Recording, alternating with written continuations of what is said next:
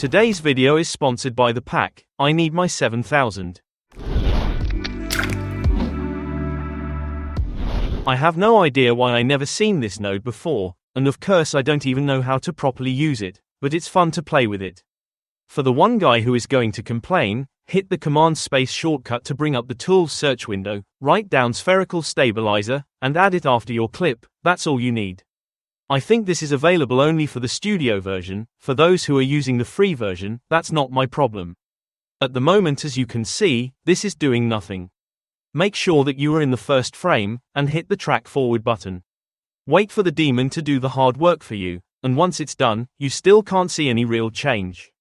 You can increase the strength slider, but where the magic is happening is on the 3 offset sliders. Play around with the sliders to find what works best for you.